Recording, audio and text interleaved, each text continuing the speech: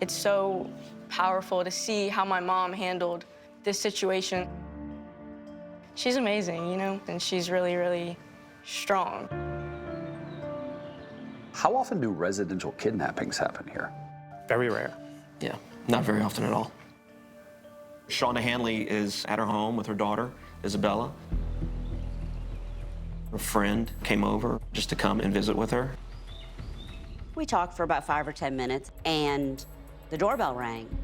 And so I went to the door, and it's these two men. These two individuals essentially present themselves to be delivery men of some sort. Schanda sees them, says, look, I have a friend over, now is not a good time. She goes to close the door on them. They force themselves in with guns.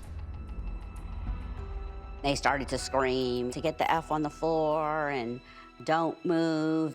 They handcuffed me in front like this. I was just stunned. I saw that my mom and her friend were handcuffed. I said, I have valuables, I have jewelry, I have cash, I have precious metals, I can get you money. Didn't interest them at all. I said, come with me, and she went, and then they came back and asked me, and I said no, and they just accepted that and left. They put her in the van. I'm hooded. They hooded me as soon as I went into the van. It was a van that didn't have the windows in the back, and it was just a rubber mat without seats back there, and laid me on the floor. And then they leave. These guys are heading out of town with Schanda Handley in the back of that van. One of the guys sat on top of me, you know, so he stayed screaming at me. He had the gun to my head. I was trying to pay attention to where we were. I could feel when we picked up speed that we had made a turn. I was like, oh no, my heart sunk. I was like, we're on an interstate or something. And the guy stripped me. They threatened to assault me sexually. He put a pill in my mouth, and he gave me another. I said, what are you giving me? And he said, don't worry about that. And so I guess I started to maybe drift a little, and I started praying. So this particular day, I got out of work. As I was traveling, there was a wreck on the interstate. I got stopped behind a white van. I could kind of see the driver of the van was starting to get nervous in the mirror. He was looking at me. He decided to get into the shoulder and speed off. It didn't sit right with me, so I got in behind him. I put my emergency lights, sirens on. Then I hear sirens, and I was like, yeah, okay, thank you, God. This is where the vehicle exited. It's a dead end onto a dirt road, which had been mud because it just rained. Their van got stuck. That's when they exited the vehicle and kept running. The siren stopped, and I just sunk again. And I was like, what happened? Did I imagine the sirens? What's going on? And I'm full of anxiety. When you approach the van, you've got your gun drawn? Yes, sir. I opened the rear door of the van, and in the van, what I thought was a mannequin moved. It scared me, startled me, so I jumped back and I shut the door. I said, oh my God, things aren't always what they seem.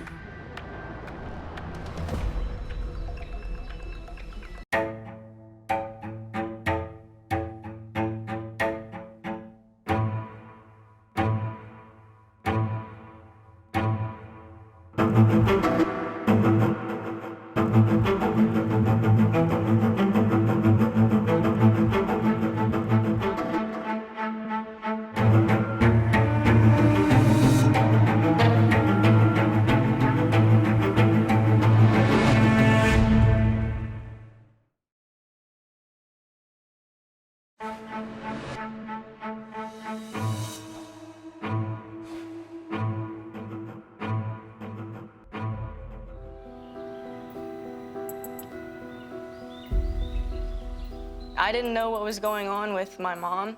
There was no one really telling me what was happening.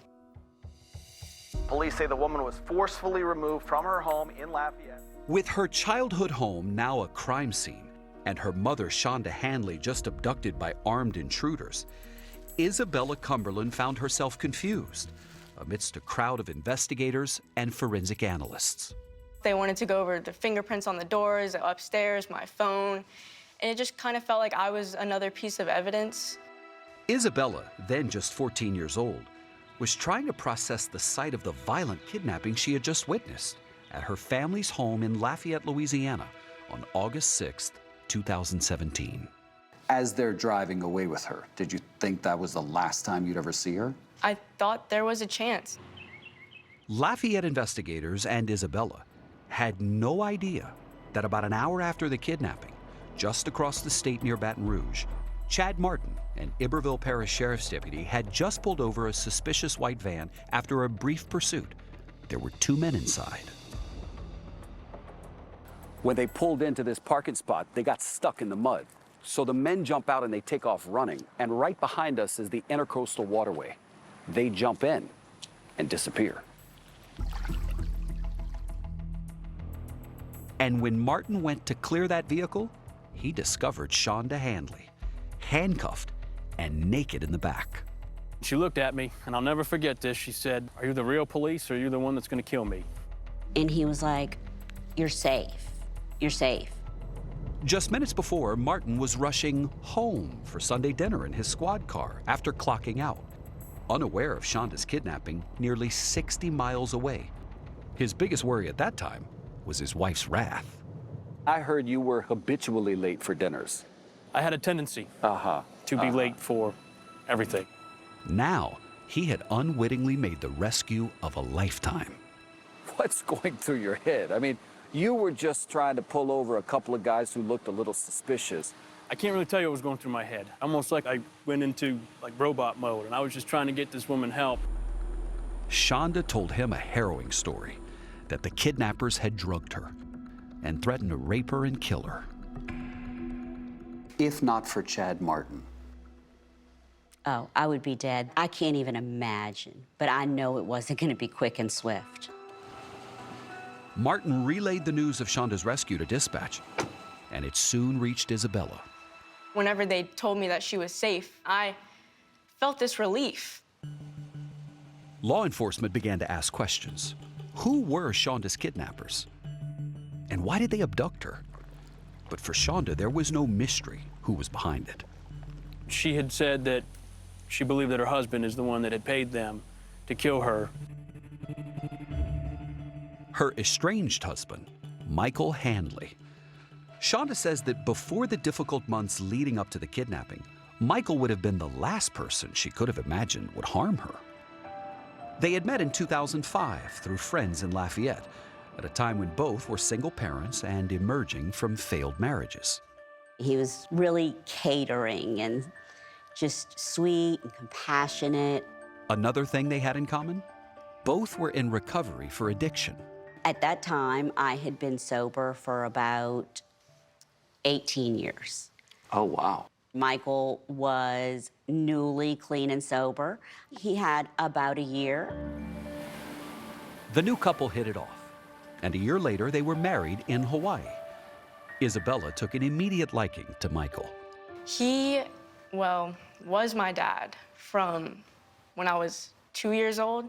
And so that's how I saw him, was really as my dad. In 2007, Michael and Schanda found success, channeling their experience in recovery into a new business. We're going to provide care, and we're going to meet you where you are. Partnering with a doctor to start a chain of addiction treatment centers. So we wound up opening, at one point, I think there were 14 centers throughout the South.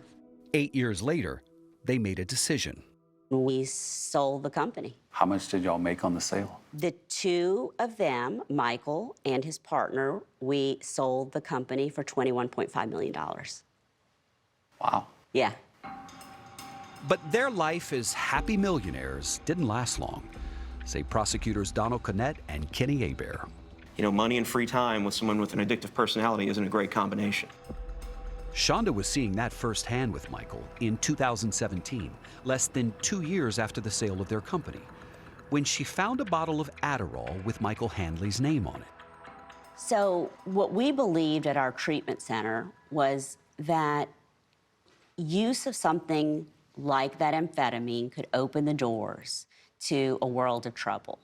So when I found the bottle, it terrified me.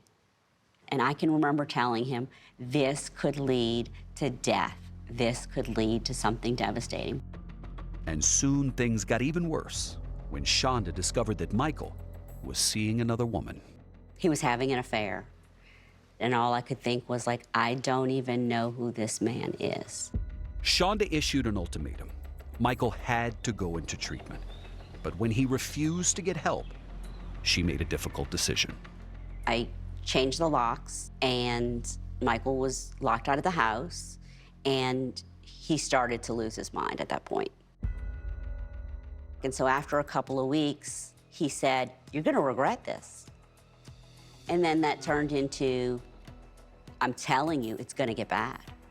The Handleys' life together was falling apart fast. Michael accused Schanda of assaulting him. She was charged, but later acquitted by a judge. All while Schanda was begging the authorities to see that she was the one in danger. If Michael wasn't apprehended, he was going to kill me.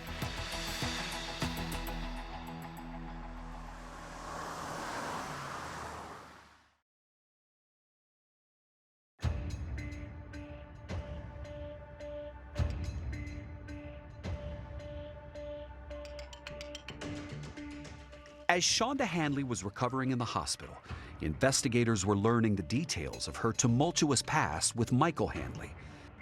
They knew they had to find him and the kidnappers fast. They started scouring the last place her abductors had been seen, this canal. There was a fisherman, and he reported these two individuals waiting by him in the water, and one of them pointed a gun at him and said, "Be cool."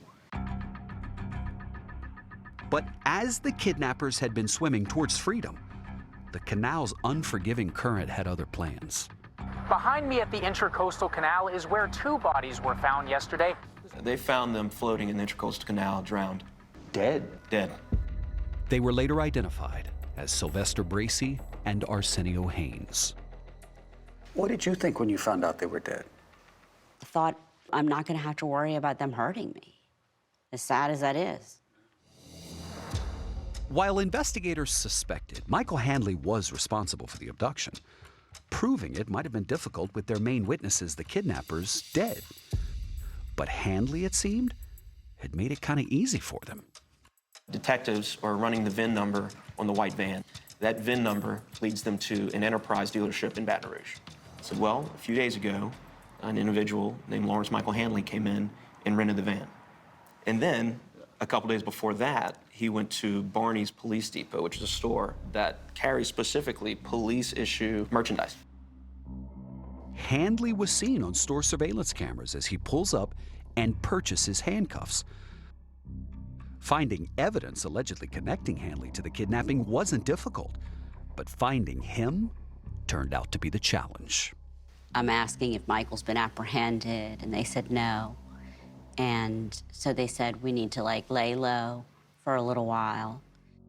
With a fortune at his fingertips, investigators feared he could be anywhere and a danger to Schanda once she was released from the hospital. So they came up with a plan of action. We decided on a safe house outside of Lafayette. Sid Hebert, a former Louisiana sheriff, was part of the security detail watching Schanda 24/7. We had a Lafayette sheriff's deputy in a marked unit on premises. No visitors, no package deliveries, nothing until further notice. Even in hiding, Schanda was feeling relief that Michael was finally being recognized as a threat after living in constant fear prior to the kidnapping. The terror that I was in for those 3 months, the kidnapping was nothing in comparison. The kidnapping was a blessing. What? The kidnapping is what allowed me to get to a place where people were willing to support me. In the beginning, how many people believed Schanda? Not many. But Schanda had found a fierce ally in Christine Meir, her divorce attorney. Christine knew all too well what Schanda had experienced. The most dangerous case I have ever heard about, let alone been a part of. What made it so dangerous? Michael Handley. He was constantly stalking her, telling her that he knew where she was, threatening her daughter with harm. Schanda called the police several times, but felt she wasn't taken seriously. Christine helped Schanda secure a restraining order, but says Michael found creative ways to make it effectively worthless. He disguised his voice. He also used an app that picked up dummy numbers that he used to contact her. So there was no proof that it was him that was actually violating the protective order. And he seemed to be tracking Shanda's every move. He was able to spy on her through her own laptop computers, her alarm system. He compromised all of that. Nothing was out of bounds.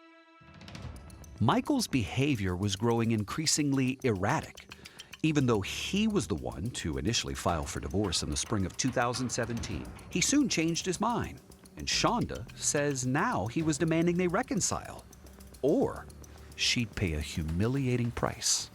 He says, some of our private videos are going to go out to people in the community. Intimate videos? Intimate videos. Schanda struggled over this, but knew she couldn't take him back. So videos went out to hundreds of people in the community. My cousins, uncles, administration at the school, political friends, neighbors. I sat and cried and was sick to my stomach. I almost didn't stand up. Just when Schanda thought she couldn't take any more, on June 8th, 2017, almost 2 months to the day before the kidnapping, Michael Handley slipped into her house through the garage.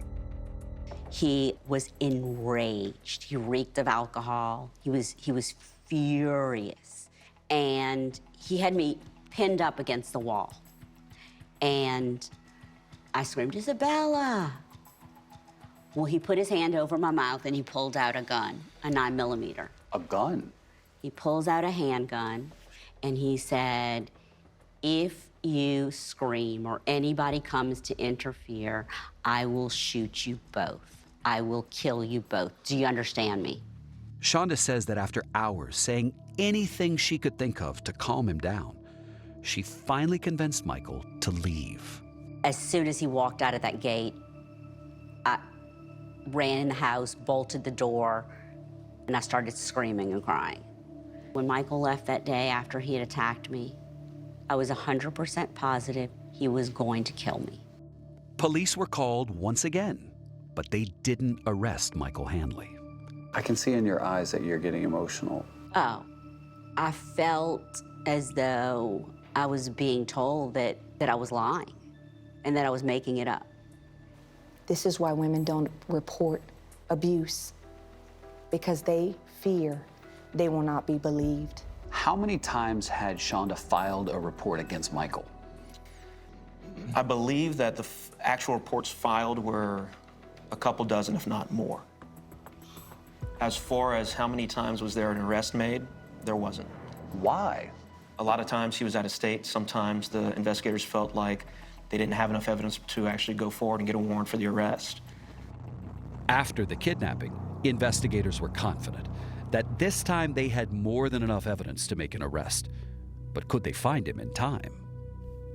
So somehow, Michael is able to track Schanda down to the place that she's seeking refuge.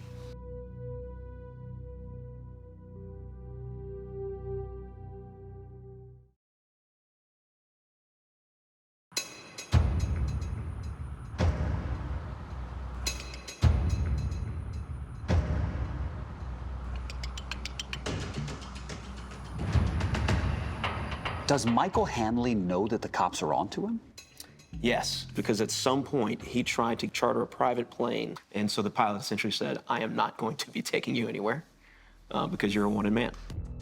The pilot reported it to police, but Michael was long gone.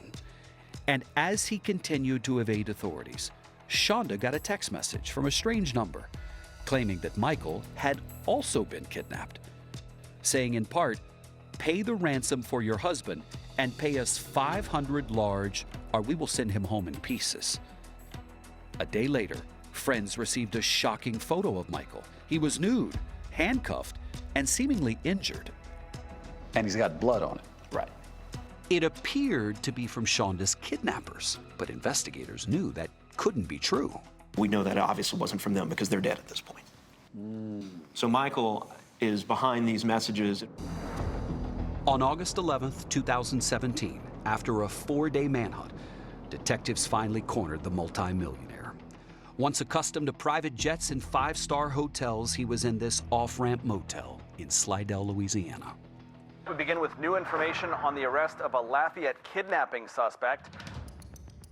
As they took an oddly smiling Michael Handley into custody, investigators began sifting through the nearly $10,000 in cash, pizza boxes, and illicit drugs, finding this to-do list. On it were things like burner phone, hair dye, cash. But its final task was even more ominous, says prosecutor Kenny Hebert, since Shanda's safe house was just 35 miles away. But on the bottom of that list were the words, "Finish the job." And finish the job would mean? In our opinion, he was going to kill her. With Michael Handley now in jail, Schanda and her security team decided it was finally safe for her to come out of hiding. It was time to go home. And that's what she said, I just want to go home and rebuild my life. But with his track record of evading justice, Isabella was skeptical that the worst was behind them. I remember thinking that it was almost pointless that he was being arrested. It felt like he had all the power and he was going to keep all the power. Michael Handley pleaded not guilty to a litany of charges, including conspiracy to commit second-degree murder. And prosecutors got to work building their case against him. Anytime you're on our side of the table, you start thinking, what's the defense going to be? We could not figure out what his defense was going to be. There was no question that she was a victim of a kidnapping. But, says Kevin Stockstill, the man who Michael Handley hired to defend him, the physical evidence doesn't prove his client played a part in any of it. Were the van and the handcuffs enough to convict him? I don't think so. That is because, Stockstill says, there is an explanation for everything. It started when Michael hired Sylvester Bracey, not to kidnap his wife, but instead, he claims, to move some furniture. That was the reason Michael rented the van, he says, and made no effort to hide it. Mr. Handley, goes into the Enterprise rent-a-car location with his credit card in one hand and driver's license in the other. So you thought you could explain to the jury, hey, listen, nobody who's actually going to commit this crime is going to go in with their license and ID and buy it themselves. Correct. It was all innocent enough, Stockstill says, until the would-be mover went rogue. Stockstill theorizes Sylvester Bracey saw Michael's desperation to get his wife back and decided to use it to his advantage. That's when he enlisted Arsenio Haynes to help him kidnap Schanda and hold her for ransom. So you're thinking the kidnappers could have wanted to extort Michael to get money from him, so they would have kidnapped his wife? Potentially. And of course, he did buy the handcuffs, but Stockstill says he only used them to stage that fake kidnapping photo. So, as he's bound and gagged, he's bound with handcuffs. It was just the latest example, according to Stockstill, of photos and videos that Michael had been sending to Schanda for months, showing him in emotional distress, and in one case, apparently beaten up, in a misguided attempt to try and win her back. I love you, I love you. Because Michael had a proclivity to try and stage these things to get, sympathy from Schanda. But as the defense prepared to argue that the kidnappers acted on their own, Schanda Handley made a damning discovery while cleaning out a remote Mississippi property they owned. Schanda starts getting some of her personal belongings. Well, one of the things that they found was this camera.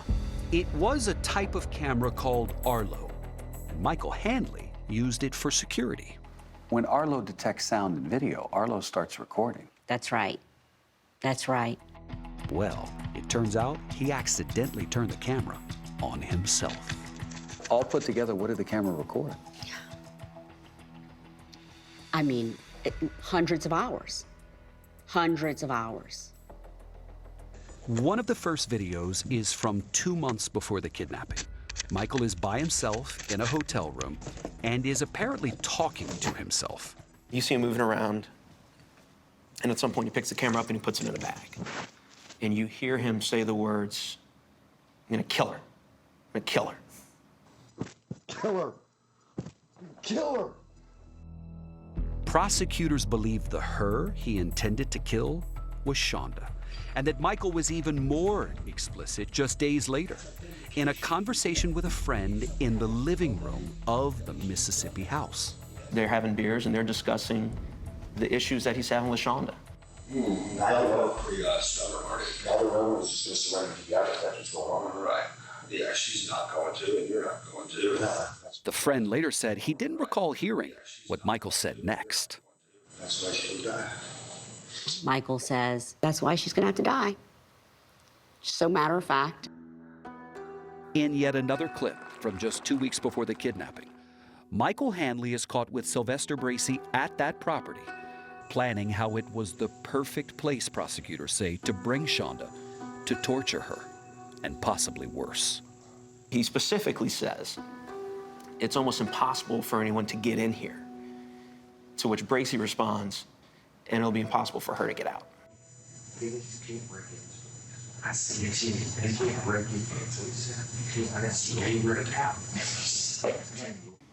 I mean, did you think you had a rock-solid case before that? Yes. Well, what'd you think after it? I thought I must have done something right in the world. Then, in a move no one saw coming, I just want to go tell you the truth, the whole truth, and nothing but the truth, so help you God. I do. Michael Handley agreed to tell his side of things. What is the strongest piece of evidence against Michael Handley? Chat now on Facebook and Twitter.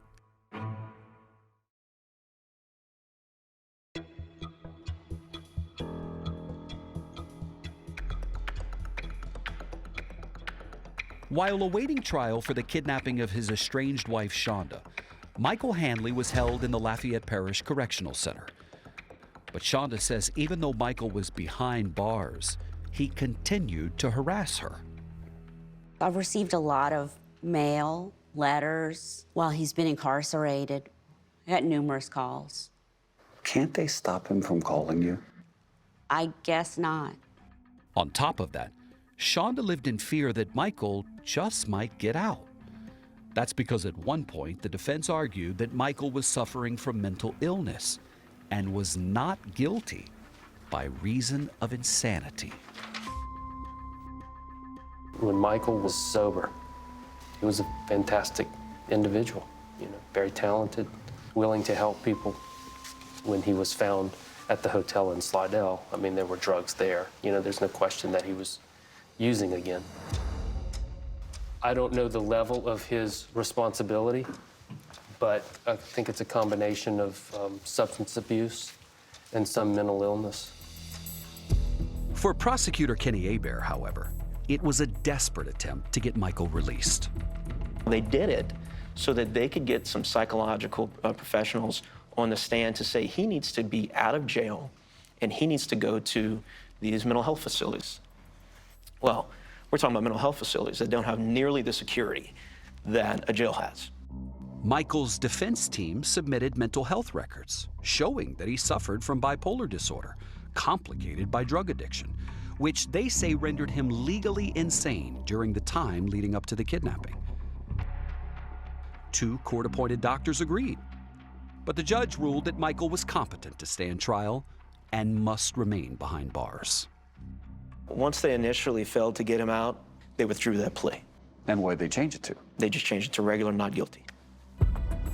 While Michael Handley's criminal battle was heating up, in March 2018, his divorce from Schanda became finalized. Schanda was awarded all of the assets. There was only one problem. There is no money. There's no money. Millions of dollars vanished. Michael was a very eccentric person. He was obsessed with the collapse of the American dollar. So much of their money was in gold bars. Schanda said she had seen gold before and knew that there was gold somewhere on that property. I believe people actually went out with metal detectors to try to figure out if he stashed it somewhere. No gold was ever recovered.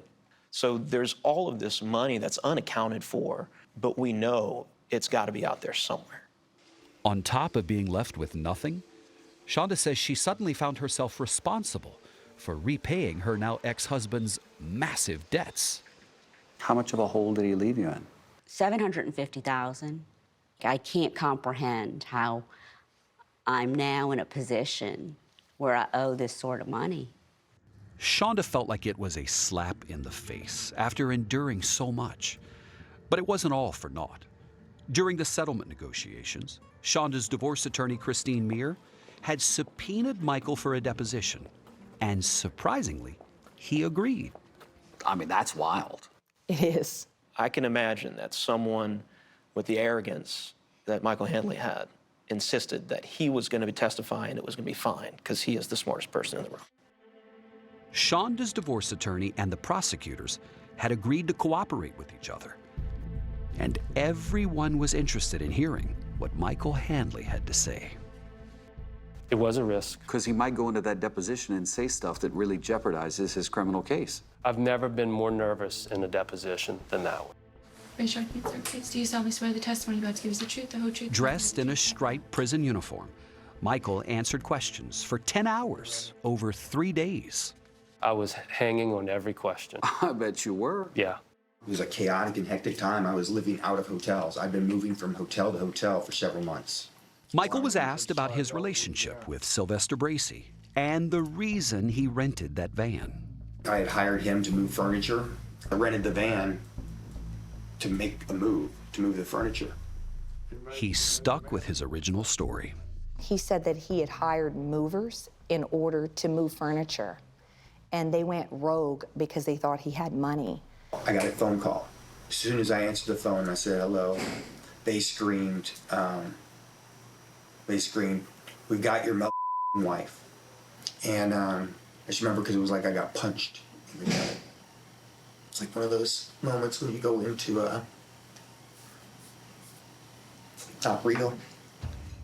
But when pressed about the details of how he first met Bracey, I don't recall. Michael claimed he couldn't remember much about the weeks leading up to the kidnapping. I don't remember.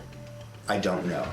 I don't recall. That's why I'm hesitating. I don't remember. I don't recall. I don't recall. I don't recall. There are big gaps in my memory. I don't know. I don't know.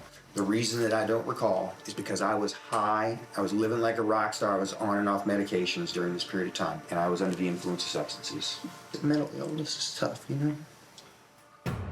But he insisted. Despite the gaps in memory, there was one thing he knew for certain. I would not kidnap my wife. He would cry and say that he loved her so much. I don't remember. That he was so sorry. It was that type of manipulation.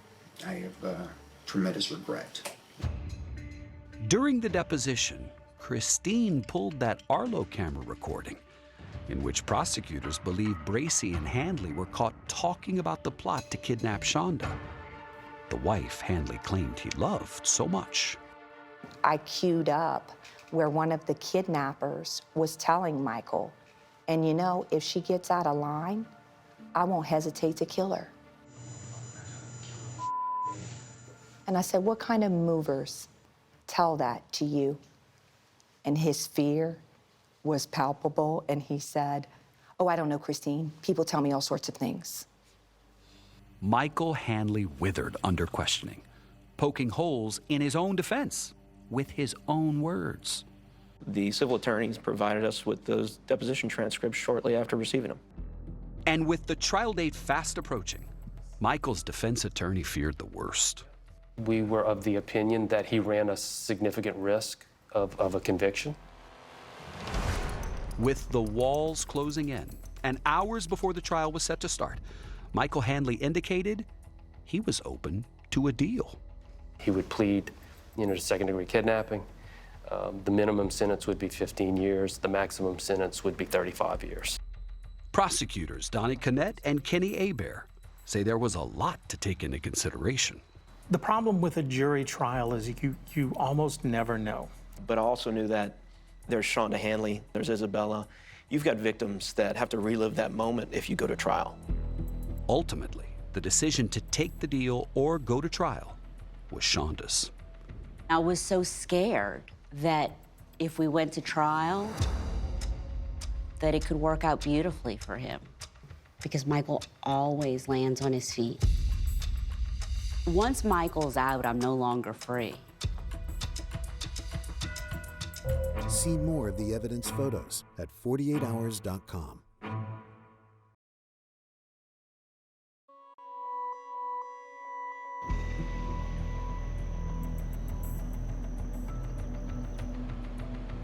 In July 2021, all Schanda Handley wanted was for her ex-husband, Michael Handley, to stay behind bars. So she agreed to accept his plea of guilty to second-degree kidnapping. I didn't want to take any risks. I would rather the plea deal than to take the chance and go to trial. Less than a year later, on March 24, 2022, Schanda was in the courtroom to find out what Michael's sentence would be. Isabella was there too, as was Michael. What was it like to come face to face with him in court? It was so surreal, you know? And I think, honestly, for both of us, it was this really strong, powerful emotion that we both felt, but mine was hatred. Hoping to help convince the judge to give Michael the maximum sentence, Isabella chose to give a victim impact statement. What did you say at the hearing? I really kind of told a story about how difficult it really made my life and how difficult it still makes my life, because I didn't think he knew that it affected me as well as it affected her. Schanda also had something she wanted to say to Michael. I told him that he wrecked everything and that he destroyed everything, and that how could you, like, we had a good life. We had a good family, and we adored each other. He was the person I most admired in this world until then. Do you think Michael understands his actions have had an effect on his former wife and stepchild? I think that he does. You get the sense the guy's sorry? I think so. I think he's capable of remorse. Yet when it was Michael's turn to speak, instead of a tearful apology, he gave yet another new story. This time he admitted he did, in fact, hire the two men to kidnap Schanda. But he claimed it was all fake and staged so that he could swoop in, save her, and be the hero. What he really wanted to do was emerge as the white knight who came in and rescued her. It was a way for him to try to win her back, but he never really intended to hurt her. It was all a big game. In the end, the judge sided with the prosecution and gave Michael Handley the maximum penalty. A Lafayette man was sentenced today in the 2017 kidnapping case of his estranged wife. Lawrence Michael Handley received 35 years in prison for the crime. 35 years. -5 for time served. Puts him out when he's 79. 79. Are you okay with that? I'd rather he never get out. Are you still afraid even with him behind bars? Oh, yeah. That concern is something Isabella shares. Do you fear for your safety from Michael Handley? Yeah, I do. Nothing could stop him. I just see him as a villain, not a good person, and I'm not sad about it. In my mind, he's changed to a completely different person, so it doesn't feel like I've lost my dad. It feels like I've lost a stranger. The now 20-year-old college junior chooses to focus on the valuable lesson that she learned from her mother. It's so powerful to see how my mom handled this situation. She's shown me how she can overcome something so horrible and turn it into something great and become an even better person out of it. Welcome to our house. I'm glad that you're here. Schanda has found renewed purpose working with others like her. She sold property, took out a loan, and opened 2 sober living homes dedicated to helping women get back on their feet. We want you to feel comfortable. I want you to feel like this is a safe place where you can start anew. It's been really, really rewarding. And you know, from my experiences that I've had, the challenges that I've had, I'm able to show them firsthand that we get up, we keep going, we put one foot in front of the other, and we will persevere. An important part of moving forward for Schanda has been recognizing those who stood by her. And while she did speak on the phone with Chad Martin, that officer who saved her, she never got the chance to thank him in person until now, when we arranged for them to meet. So good to meet you. Good to see you again. Yeah, I'm looking at you to see if I can remember. I remember. I'm really glad that I was in the right place at the right time to help you. Really glad. Yeah. Thank you. I feel like I owe you everything. I guess my greatest gratitude in you saving my life is that my daughter gets to have her mom and have a good life. Wow. Thank you. Give me another hug. Wow. Yeah.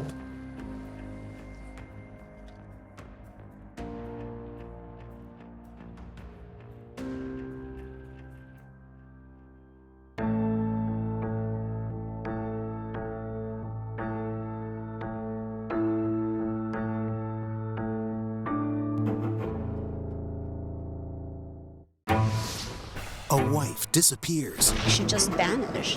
Why was her husband contacting spellcasters? He wrote, "Can you hex to have her hurt enough? Maybe an accident or broken bone." Do you think Maya left that house on her own? No. No. 48 Hours, Saturday on CBS.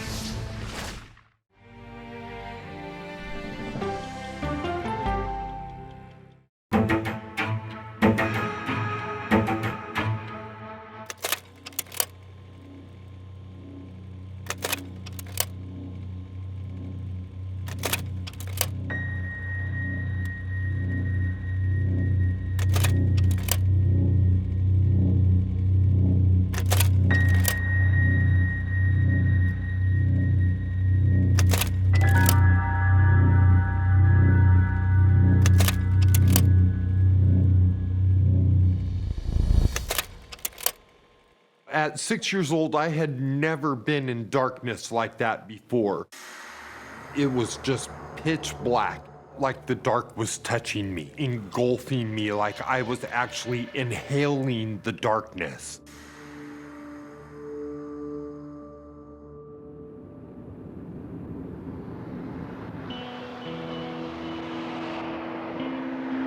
Chowchilla in 1976 was a cow town. You could drive through the heart of town in about 30 seconds. Very close-knit community. Everybody looked out for each other. People didn't lock their doors. There was nothing to fear. I didn't know what fear was. I still have a hard time grasping the way that my life changed on July 15th. Just another average summer day, very hot, going to summer school, and that day we got to go to the town swimming pool. Got back on the bus, ready to go home. The bus driver was Ed Ray. He was a strong, quiet man. Everybody liked Edward and respected him. The buses had the windows down, the hot summer breeze, the kids were laughing and singing. Happy and just glad to be going home. What I remember was we're traveling, he just left off 2 kids. All of a sudden he said, "What the heck is this?" And then I can remember the bus stopping at a stop sign. Edward went to go around a white van that was parked in the road. And then this man came up with a stocking over his head with a gun and said, "Open the door." The first man came on the bus, and he had a gun. Ed Ray said, "What's going on?" And he said, "Shut up and move to the back." I remember telling him that if he didn't get me home on time, my dad would be on him like stink on skunk. You know, I wasn't afraid of anything. I didn't know I needed to be. And then another man came on the bus, and he had a sawed-off double-barrel shotgun. The shotgun filled me with terror. The masked men had pantyhose pulled over their face. It was a very distorted look. Where their eyes were, it almost looked hollow. It was like looking at death. One of the kidnappers got into the driver's seat and the bus started moving again. I started to think, I wonder where they're taking us. 26 school children and their bus driver have vanished. Anguished parents, President Ford, hundreds of searching police are asking the question, where are the children?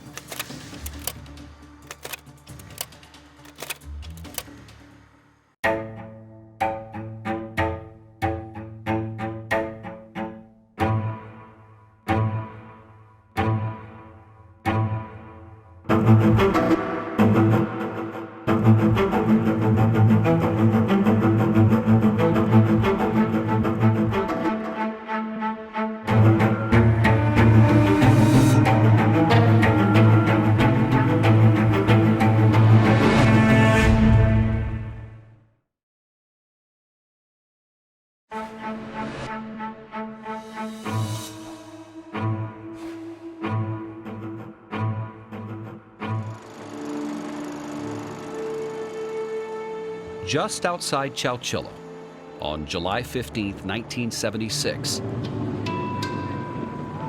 the frightening journey began. We started driving down the road. I was wondering how it was going to feel to die. I was too scared to move. 26 terrified children, some as young as 5, were staring down the barrel of a sawed-off shotgun. 3 masked men had hijacked the Dairyland Elementary School bus. One had the shotgun, one drove the bus, and one followed behind in the white van they'd used to block the road. It's a hard thing to explain because I'd never been around guns. You only seen bad guys in the movies with stockings on, you know, so I knew it wasn't good. Edward kept telling us kids just to be quiet, sit down, do what they say. Edward was speaking in a harsh tone, and that normally was not the Edward that we knew and loved. Eventually, the bus went off the road down into a dry riverbed. And into this big grove of bamboo that were taller, actually, than the bus. And then, as I looked out one of the side windows, I saw that there was another van that was parked there. They parked the bus, and there was a green van down there waiting for us. Even at the age of 9, little Jennifer Brown seemed to know the horror of that day should be documented. She later made this recording with her mom. And there was 2 guys standing from the bus door to the van door with guns, with pantyhose over their heads so we wouldn't run out. And then, see, they pulled the van right up to the bus door. The kidnappers herded the stunned children from the bus into those 2 vans. We had to jump from the bus to the van. So there wouldn't see any feet prints.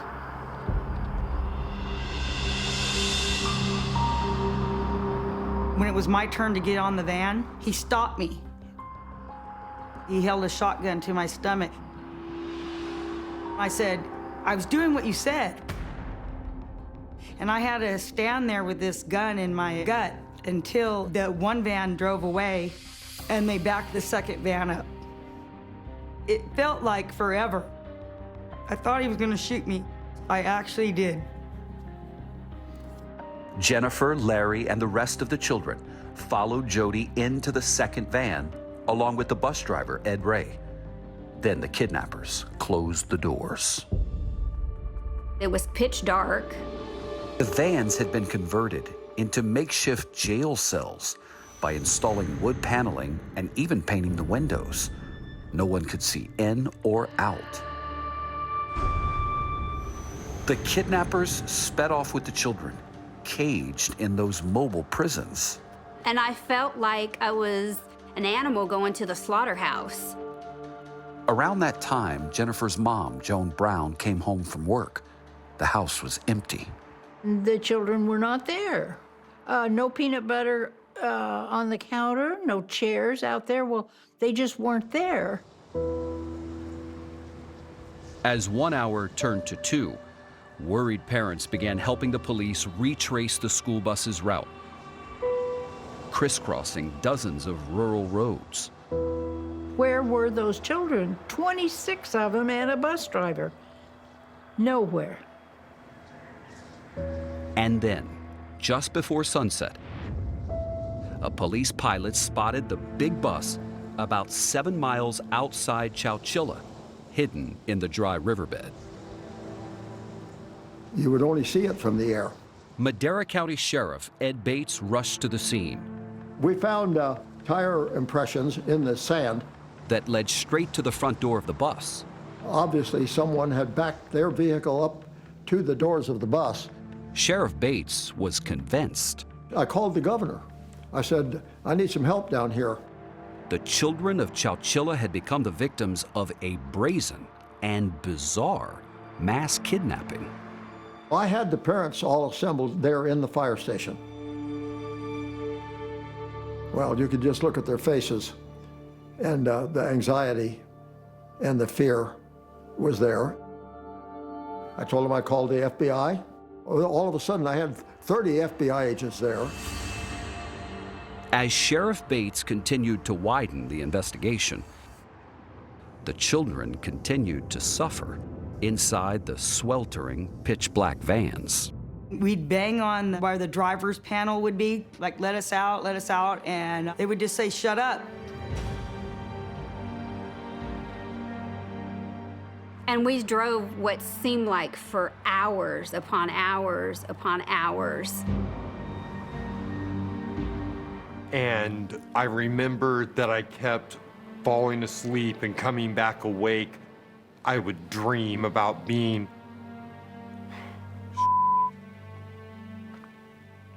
up in the forest where my family would go camping.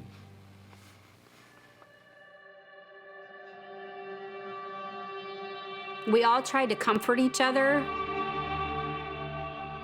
And a few of my little friends that are 5 and 6 that came over and started laying on me and crying. And I told them, be brave, because everything's gonna be all right. Then, the van started to slow down. The kids could feel it, pulling off the road, lurching from side to side on rough terrain before coming to a stop after nearly 12 unbearable hours. They opened up the door and they took Ed Ray out first. They shut the doors back. And we're like, where's Edward now? What are they doing? And I remember they would just grab the first kid that was inside the door. And they just kept doing that. And they opened the door and they grabbed somebody else. They would open up the door. They take the next kid out and they close the doors. But when they open the doors, you don't see them. I thought they were basically killing us each one at a time. I kept scooting to the back of the van, and I thought maybe if I just hide in the corner, they won't come for me. But they did.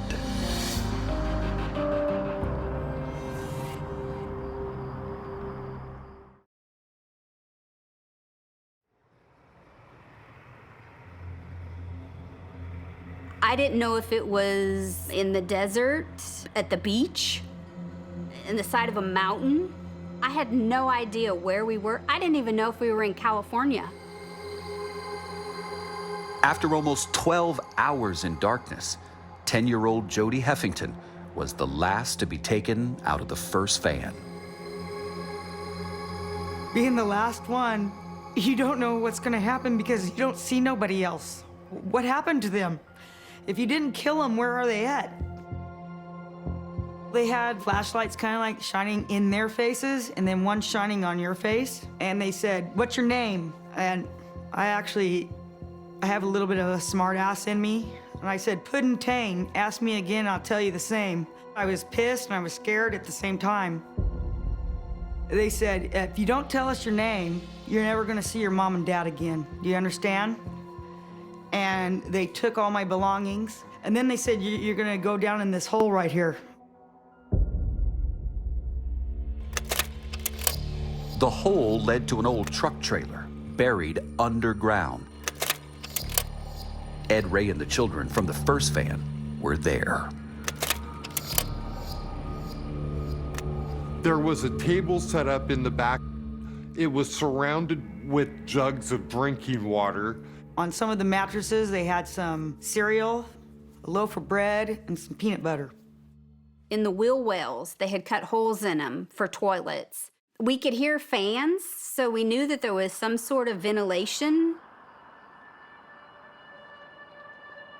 14-year-old Michael Marshall was still in the other van with some of the youngest children. The kids got a hold of me and were holding on to me and scared out of their, we're all just scared out of our wits. As they did before, the kidnappers removed the children one by one. Michael and the youngest, 5-year-old Monica Artery, were the last ones left in the van. It was just me and her. Not knowing what had happened to the other children, or if they were even alive, Michael says he couldn't bear to hand Monica over to the kidnappers. So when they opened the doors again, he went first. I had to take her hands from mine and rip and tear them apart, say it would be okay, and go with them and leave her. That was hard. As soon as I got on that ladder and took a step down, and I heard the rest of the kids say, "It's Mike, it's Mikey, Michael," and I realized that everybody was alive. And to his relief, not long after, Monica came climbing down that ladder. They were all together again. We're okay, we're okay, we're okay. So right now, so far, we're all right. But the sense of relief was short-lived. Before I knew it, the ladder was gone. They threw a rolled toilet paper down and said, "We'll be back for you." And that was it.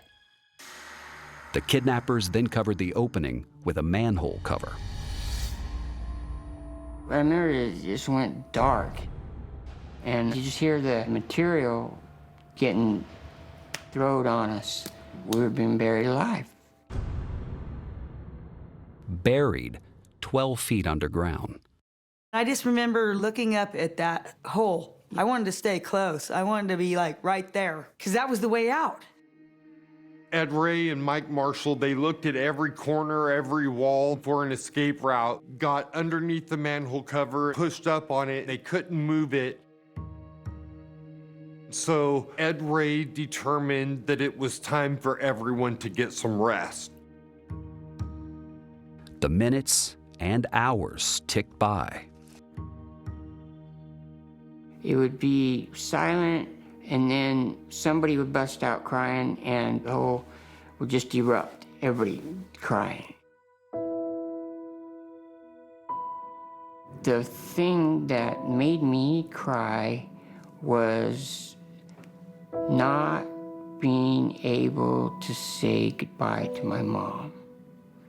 And I'm remembering the last time that I saw her, and wishing I could have told her goodbye. Throughout much of this day, parents and other family of the missing children came to the command post set up in downtown Chowchilla to try desperately to fathom some reason out of this madness. Carol Marshall's 14-year-old son, Mike, was another on the bus. Any chance at all this could be some kind of terrible hoax or joke that someone is playing? I imagine there's a chance. I hope that's all it is. It is believed to be the largest kidnapping in U.S. history. So far, there's been no word from any abductors. They had been in the hole for almost 12 hours, and the conditions were deteriorating. We had eaten the food. The fans on the ventilator stopped.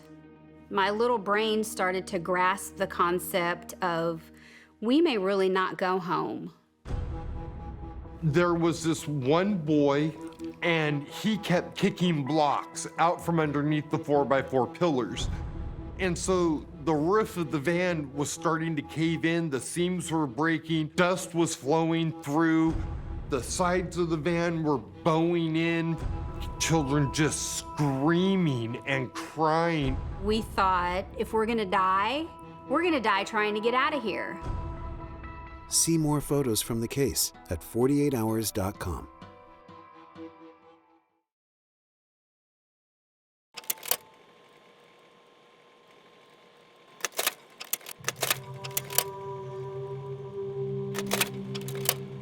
As a young kid, you don't have a lot of sense of time. There was no sunlight, so you couldn't tell if it was day or night. We were out of food, we were out of water. The roof was caving in. It just was a desperate situation.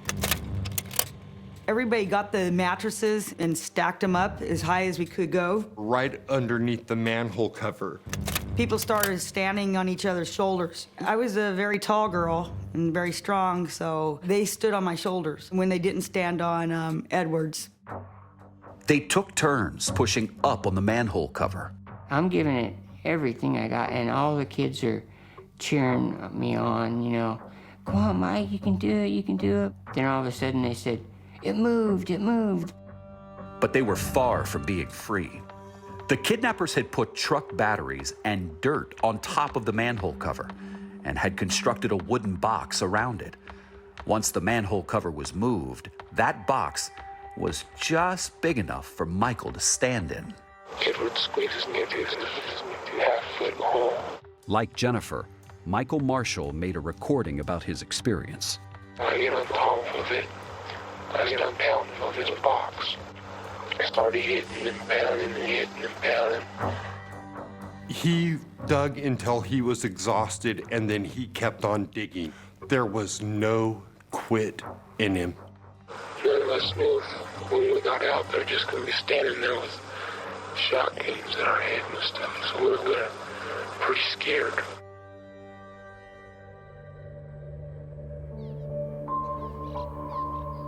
Then suddenly, this ray of sunlight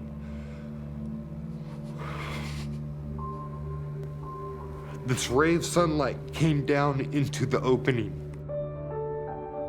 It was catching the dust. And the dust particles looked like a bunch of shooting stars.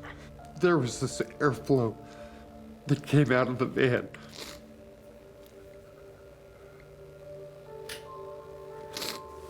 And I knew we were free. I need a minute.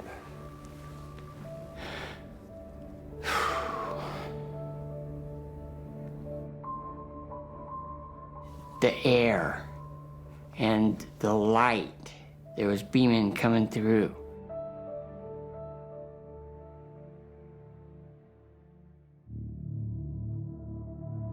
Mike Marshall actually, brave person that he is, crawled out of the hole first. And I stuck my head out, and there was nobody, I didn't see anybody. And I could see we were in the hills. He said the coast is clear. And so we started taking the little ones and putting them up there, and Mike grabbed them. And that part was kind of scary too, because we're out now. We don't know who's out here. It was approximately 8 p.m. on July 16th. They had been in the hole for nearly 16 hours. We all just scurried like a bunch of little mice. We saw conveyor belts, excavators. It looked like the Flintstones. And all these men with hard hats came to us and looked at us like, who are you?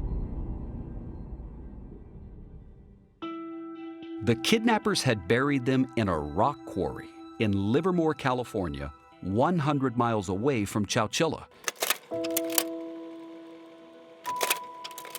When police arrived as evidence, they took photos of every child.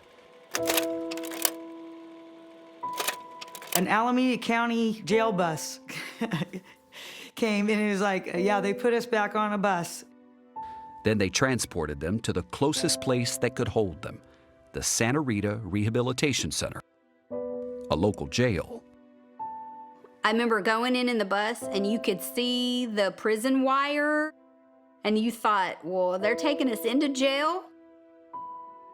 They took us into what looked like classrooms. They brought us apples and soda. They had these coveralls, and all us little kids got into them, and we had to roll the pants up about 10 feet. And then we rolled the arms up, and we were all sitting there. Some of them didn't roll our arms up, and we sitting there flapping our arms. We said, hey, we can fly. Over the next few hours, Ed Ray and the children were examined by doctors. They were also questioned by police. Each one of us was interrogated by ourselves to tell our story. How do you describe somebody that has pantyhose over their face? After 4 hours of questioning, they were finally allowed to go home. They put us on a Greyhound, escorted us back to Chowchilla. It was time for Mom and Dad. I just wanted my mom and dad. It was 4 a.m. when the bus arrived at last. It had been almost 36 hours since their traumatic ordeal began. The scene was like a mob scene. News cameras and TV lights. Everybody started saying, are you all right, Jennifer, and all this stuff. And I said, yeah, I'm fine. Then, whenever we got into this room, I found my mom and my dad.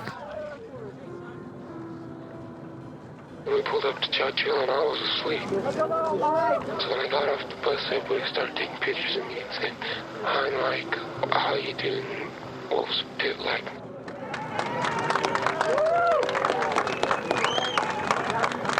They just let us off the bus with all these people, and you didn't know where your parents were? This man carried me off the bus, and he put me in my mom's arms. And I said, hi, Mom, and fell asleep on her shoulder. I felt like I was finally safe. Nothing was ever the same. Nothing was ever the same after that.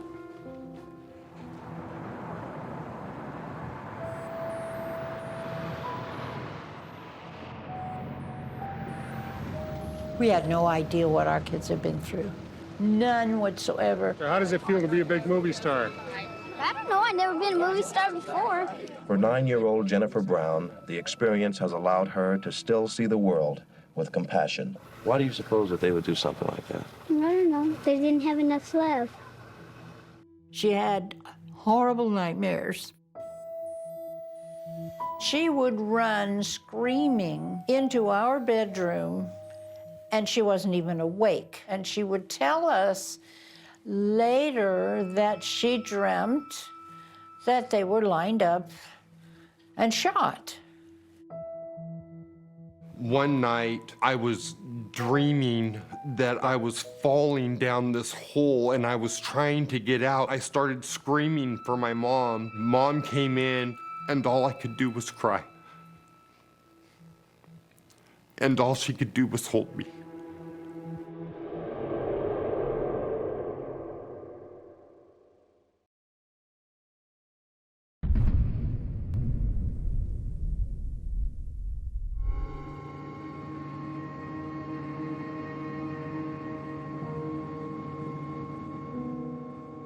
Today, in this rock quarry, they unearthed the truck that was prison and very nearly a tomb for 26 children and their school bus driver.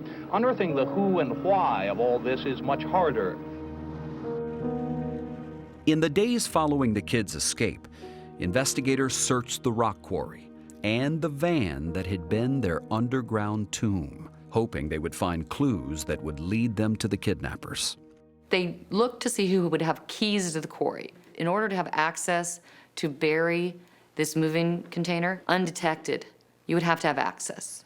Assistant District Attorney Jill Klinge. Fred Woods had keys to that quarry. 24-year-old Frederick Newhall Woods, the son of the owner of the quarry, immediately became a person of interest. They looked at the ledger, surveillance tapes, and started to put it all together at that point. Security guards told investigators they had seen 3 young men digging a large hole in the quarry months before the kidnapping. One of them, they said, was Fred Woods. And Woods had a record. 2 years earlier, he had been charged with grand theft auto. Arrested with him were two of his friends, James Schoenfeld, Fred's partner in a used car business, and James's younger brother, Richard. All three were from wealthy families who lived in San Francisco's nicest suburbs. They escaped with a fine and probation. They're young, they're wealthy. I think it added a component of fascination to the story because it was so unlikely that three men such as these would commit such an atrocious crime. Investigators executed a warrant to search Fred Woods' father's estate. For the last 2 days, the Woods estate has looked like an armed camp, dozens of officers looking for anything. What they found there was a treasure trove of evidence. We were able to recover one of the guns that was used during this kidnapping. This crime was planned out for 1.5 years in intricate detail. You actually have a document labeled Plan, and it sets out the way they were going to commit the kidnapping, and then they, on the right-hand side, put how they would compensate or deal with what could go wrong. They also recovered the draft of a ransom note. The draft of the ransom note says $2.5 million, but in actuality, they were going to ask for $5 million from the state of California. But the kidnappers were never able to deliver their demand. When they tried to call the Chowchilla Police Department, because of the number of calls that were coming in worldwide, the phone lines were jammed. They couldn't get through, so they took a nap. And by the time they woke up, they saw on the news that the kids had been found. So they were never able to request their ransom. And so the search is on nationwide for these three men and their arrest warrants were issued. Richard Schoenfeld turned himself in. Fred Woods and James Schoenfeld fled California, but not for long. James Schoenfeld was captured at dawn today. Police say he ran hard all over the western United States, but he did not run well. Frederick Woods was arrested by the Royal Canadian Mounted Police this afternoon, just across the Washington state border in Vancouver. I remember being physically ill when I actually saw him. After that, you kind of did have a sense of, you can breathe. They're behind bars. So what drove these young men, seemingly well off, to kidnap young children for money? James Schoenfeld eventually said despite their parents' wealth, he and Fred Woods were in serious debt. He would later tell the parole board, "We needed multiple victims to get multiple millions, and we picked children because children are precious. The state would be willing to pay ransom for them, and they don't fight back." I think that the two Schoenfelds did it just on pure persuasion by Fred Woods. Fred Woods, in my own personal opinion, and I have a master's degree, I think he was a sociopath. Some might call him a psychopath. With the overwhelming evidence against them, Woods and the Schoenfelds pleaded guilty to 27 counts of kidnapping for ransom and robbery. But they refused to plead guilty to 8 counts of bodily harm. Those charges would send them to prison for life without the possibility of parole. So 16 months after their abduction, Jennifer, Michael, Jody, and some of the other children faced the kidnappers in court. You're in this little box, and they're there looking at you, just glaring at you and staring you down. They testified that in addition to the emotional trauma, they had suffered physical wounds, like cuts and bruises. And I looked over at them, and I just broke down. That was the first time I cried. So they allowed my father to come sit by me, and that made me feel a lot safer. The kidnappers were sitting to my left at a table. I remember giving my dad my gum because I told him I was going to spit my gum at him. You say they would give you this funny look. What did that make you feel? Scared. I did my testimony, I answered my questions, and I left that courtroom with my head held high, and there was no way that I was going to let them see me cry. A California judge today imposed mandatory life prison sentences without parole on those 3 young men who kidnapped 26 Chowchilla schools. I remember thinking, they're going to go to jail. They're not going to do this to anybody else. That's all that I need to know.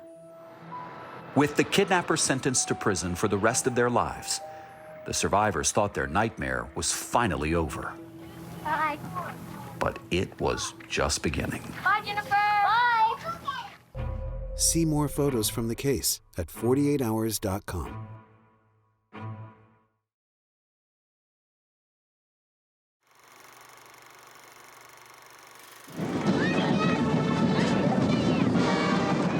Just 5 weeks after being buried alive, the gutsy children of Chowchilla and their bus driver, Ed Ray, were hailed as heroes. There was even a trip to Disneyland. Everyone thought that was great because the good memories of Disneyland would overshadow the bad memories of the kidnapping. But it wasn't that simple. In a way, you try to be normal. But when you've gone through something that's so traumatic, it's hard to go back and be a normal kid again. Sometimes it's like life is an act. You try to be good for everybody else, so they don't worry, but they worry anyway, so I advise everybody else not to do it that way. The survivors struggled to move forward, but just 4 years after the kidnappings, a critical turning point. The kidnappers' lawyers appealed the finding of bodily harm. Prosecutor Jill Klinge. And the appellate court overturned it, and while acknowledging the horrific nature of the crime, stated that the injuries suffered did not rise to the level of bodily harm under the law. So Fred Woods and the Schoenfeld brothers were resentenced to life with the possibility of parole. They would get a parole hearing every 1 or 2 years. I felt like I had been betrayed by the justice system.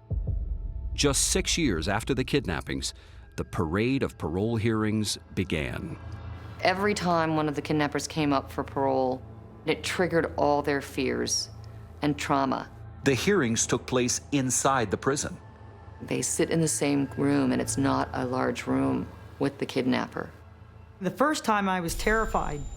For all 3 kidnappers, there had been more than 60 parole hearings to date. Jody Heffington went to nearly all of them. It just seems like every 3 years I go, and I go 3 times every time. It's excruciating, and the aftermath is never good. Jody and the other survivors watched helplessly as Richard Schoenfeld was the first to be granted parole in June 2012, 36 years after the kidnappings. 3 years later, Jayme Schoenfeld was paroled too. As far as I know, they have not been in any kind of trouble. The same could not be said for Fred Woods. He repeatedly broke prison rules. He was caught with pornography and cell phones.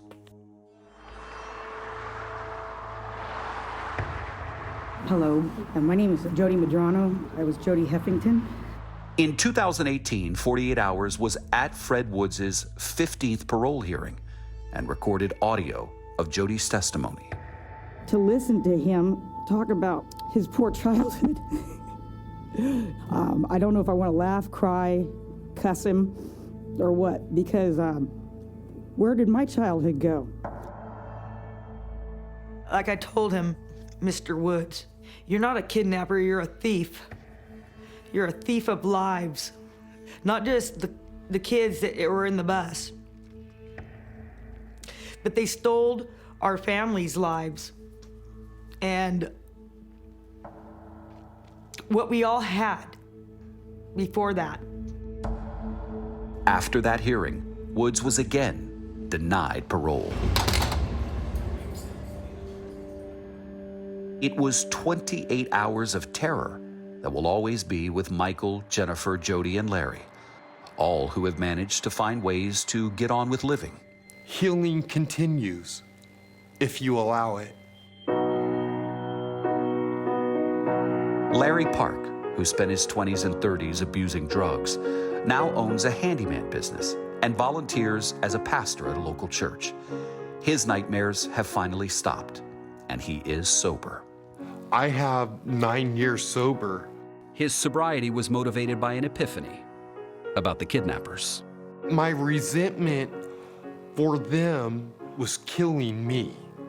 One night, I was laying in bed and I said, God, help me to forgive them.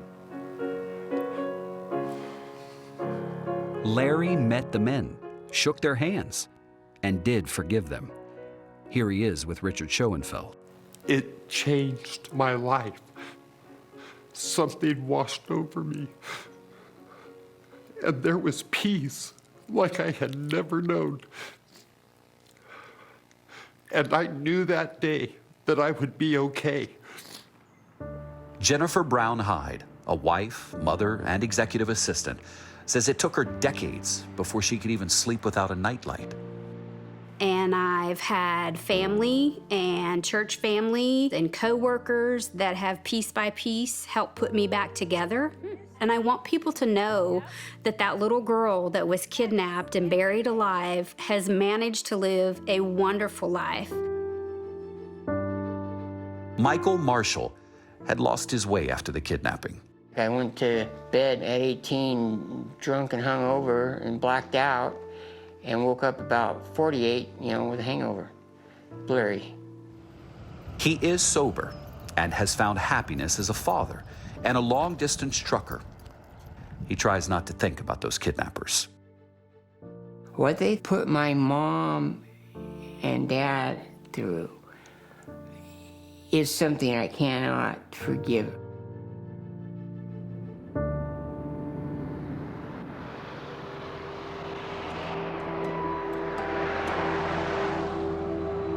Jody Heffington never left the Chowchilla area. She opened her own hair salon and raised a son. But she struggled to find peace of mind. How that day affected me has affected me every day in some way or another. I think it made me not a good daughter, not a good sister, not a good aunt, and especially not a good mother. And probably not a good friend. I try to be those things, but it seems like it just took something from me that I can't ever get back.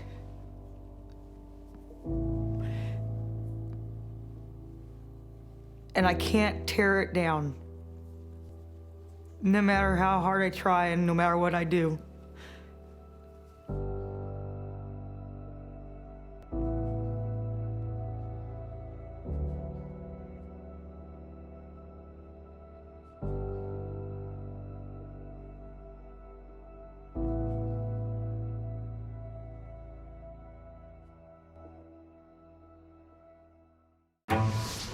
A young mother found dead in her car. Where's the gun, sir? It's right here in her hand. It appears she took her own life, but could she have shot herself twice? It just seems like something out of a movie instead of real life. 48 Hours, Saturday on CBS and streaming on Paramount+.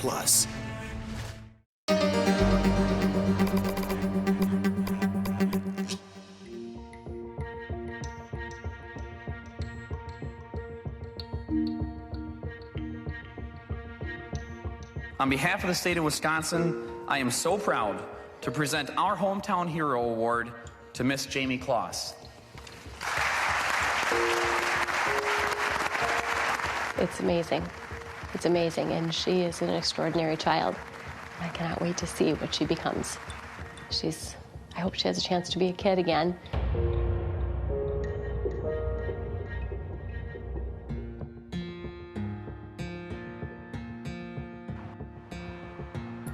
For 88 days, I have stood before you and said we would work tirelessly to bring Jayme Closs home. Today, I can report we have done just that. 13-year-old Jayme Closs, who disappeared the day her parents were murdered in October, has been found, and she is alive and she is safe.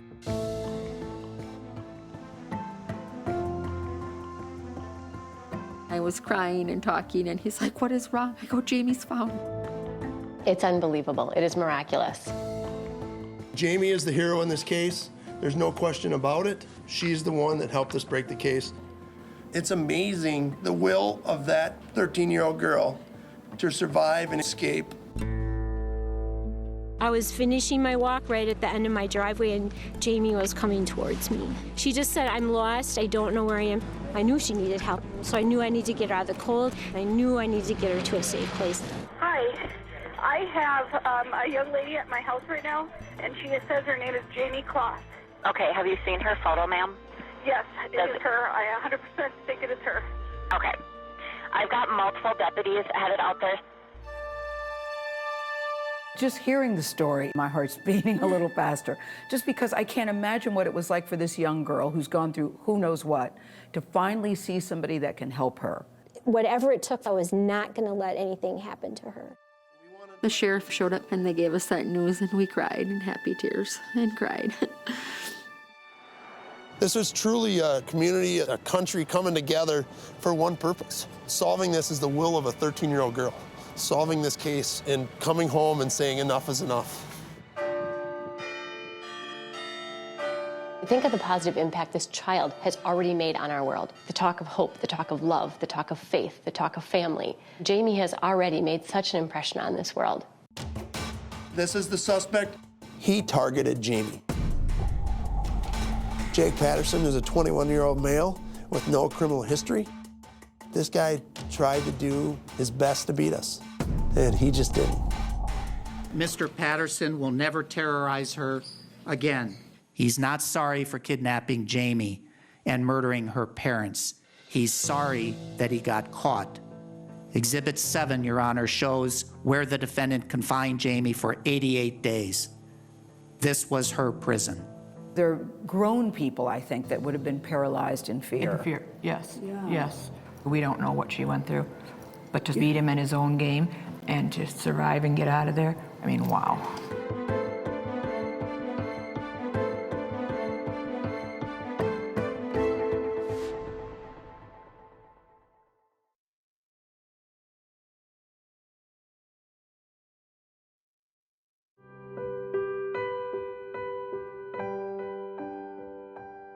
Two innocent people were murdered and a young girl taken. After 88 days in captivity, that young lady found her way to freedom. Ladies and gentlemen, that young lady, Jayme Closs, is with us here today. Last month, Jayme Closs appeared in public for the first time since her kidnapping. Wisconsin State Representative Romaine Quinn. On behalf of the state of Wisconsin, I am so proud to present our Hometown Hero Award to Miss Jayme Closs. Jayme looked out over the chamber, her family by her side. Her aunt, Jennifer Smith. Speaking for her entire family, I have to say that Jayme is totally deserving of the hero part of this award. Her courage, her bravery, and her spirit are things that inspire us and make us stronger and better. Just like you, we want Jayme to know how much we love her. Thank you.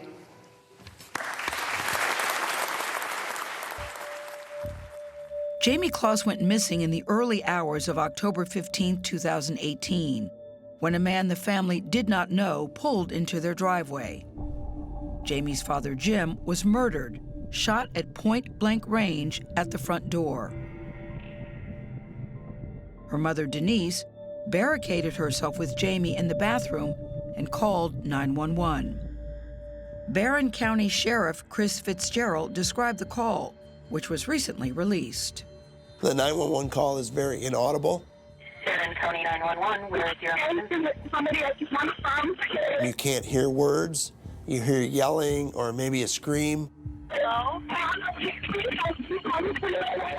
And it ends by getting hung up.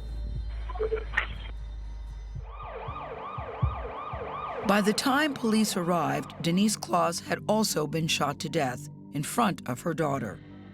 The killer drove away with 13-year-old Jayme in the trunk of his car.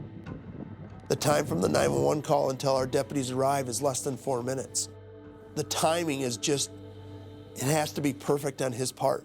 So we think this was well planned out. We are asking for about 2,000 volunteers to walk specific areas. There was a massive search.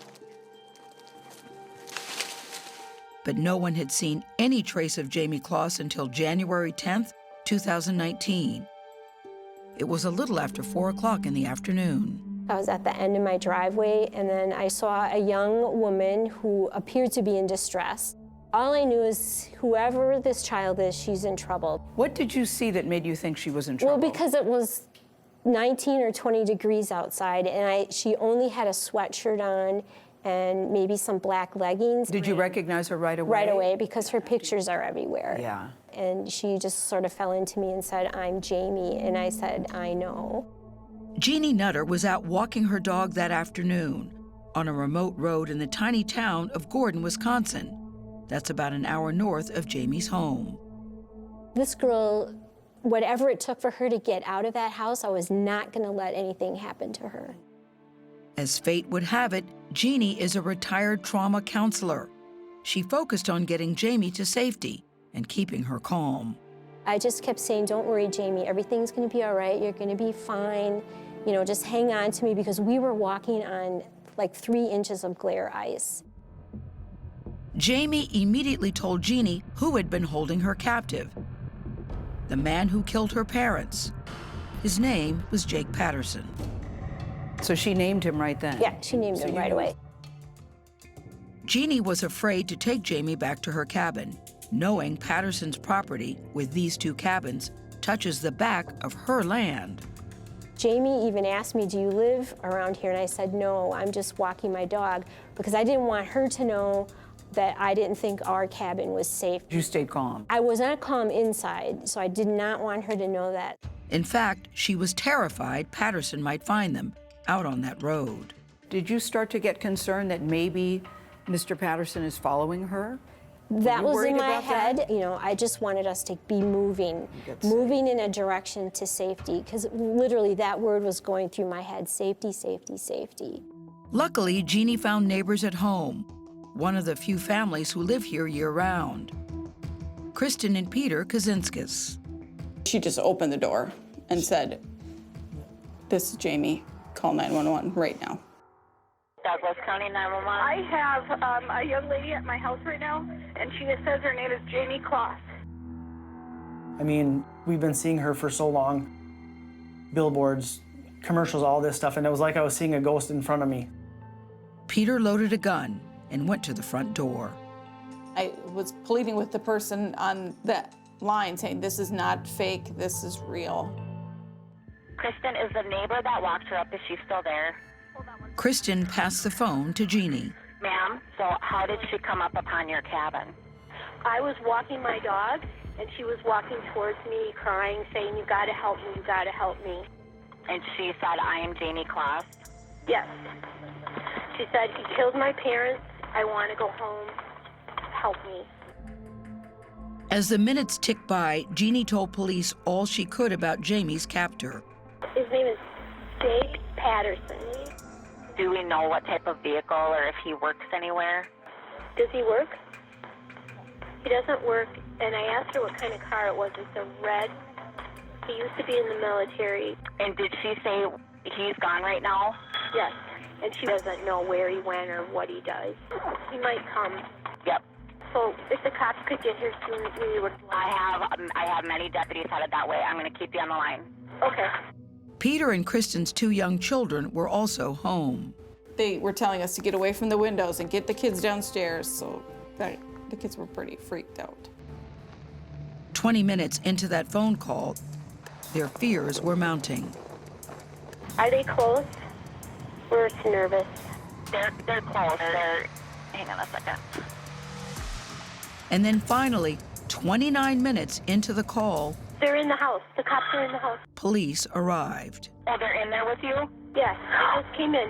At long last, Jayme Closs was safe after the brutal murder of her parents, after 88 days in captivity, and after her incredible escape. There was, at least for the moment, relief. I didn't believe she was alive. I can't imagine the parents aren't gone, but they still have family, but yeah, I don't know. It just gets to me when I talk about it.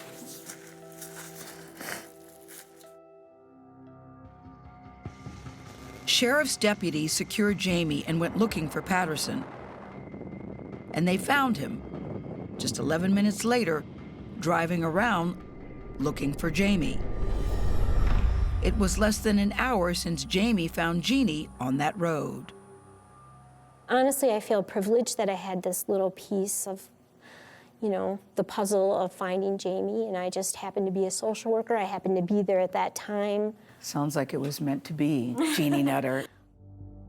If Jayme hadn't escaped when she did, if she had not met Jeannie, things could have ended very differently. I think it was God. It was no doing of any man that did this. I mean, our neighbor was late doing things, walking her dog late. I happened to be home.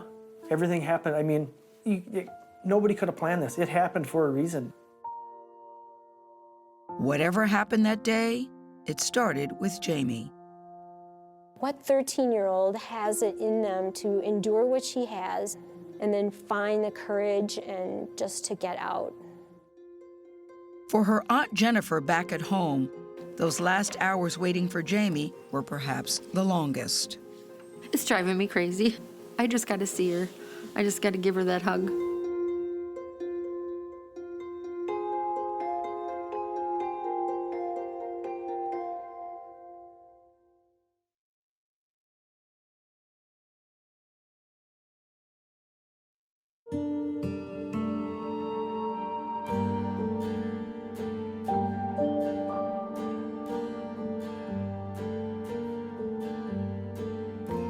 I was crying and talking, and he's like, "What is wrong?" I go, "Jayme's found, Dad. She's found. She's safe." And he just started crying and crying. And he's just like, "Oh my gosh, I can't believe it." This was the news they had all been waiting for those 3 long months. We spoke to some of Jayme Closs's family just days after her escape. It was the most amazing, fabulous thing in the world. Lynn Closs is Jayme's aunt. We've all been wearing Jayme bracelets, you know, bring Jayme home. And we all took them off and threw them in the kitchen. It was like, we've got her. We don't have to wear our bracelets. And you just feel lighter. You just feel so unbelievable. So you get the news that everybody has been praying for, hoping for, longing for the past 88 days. Tell us how you each heard the news that she was okay. Dad had to call my neighbor, and she comes screaming in my door. Jayme's aunt, Sue Allard. I'll never, ever forget her screaming, "Sue, Sue, they found Jayme." And her cousin, Lindsay Smith. And then my brother called me, and he's just screaming on the phone, "We have Jayme, we're getting Jayme home." And I burst into tears. I'm so excited. It's like you're covered in goosebumps. You're so excited. You can't breathe. You can't think. You can't. It's just incredible. Jennifer Smith is not just Jayme's aunt. I was her daycare provider. That's why this has been so hard on me. I watched her every day for 12 years. Jennifer was living as they all were, with the unbearable mix of pain and hope ever since that terrible October night. My heart was shattered, left a hole in our heart, and we just wanted to find her, and I just had hope that she was alive out there somewhere and we'd get her home.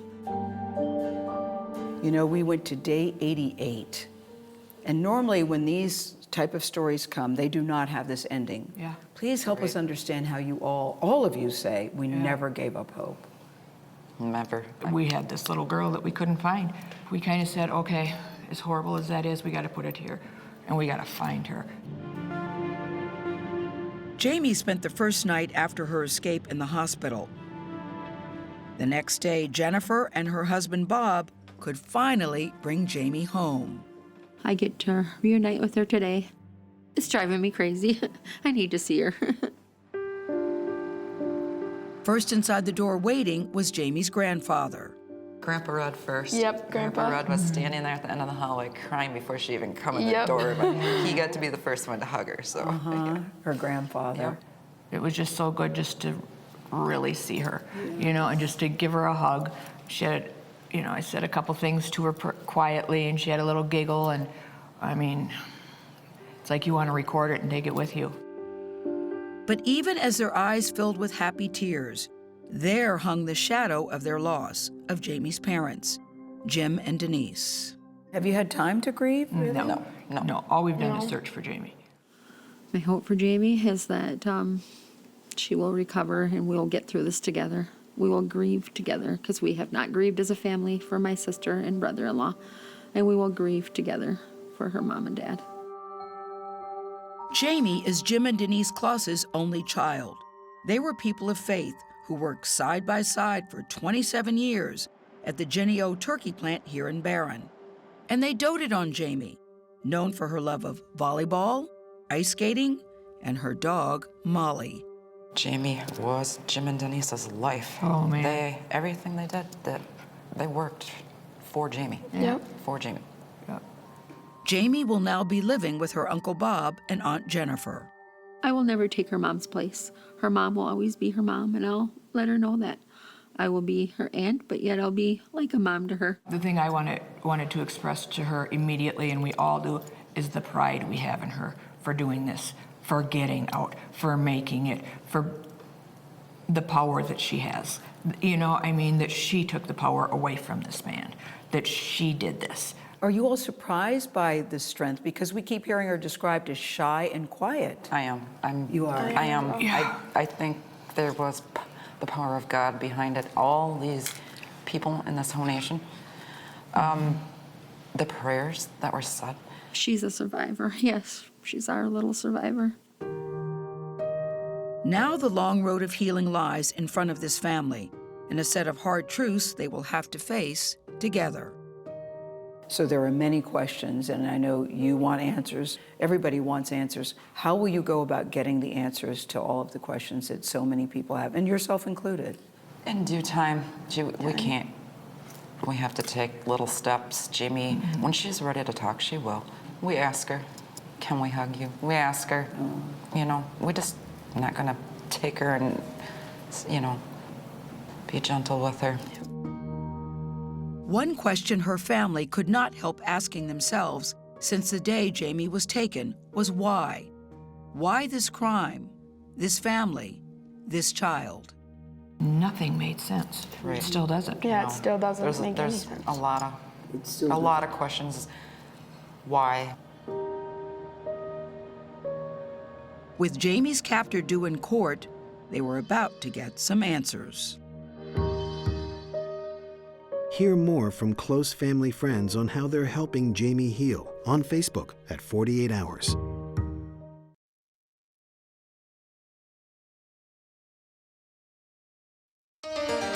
Tonight's 48 Hours will continue.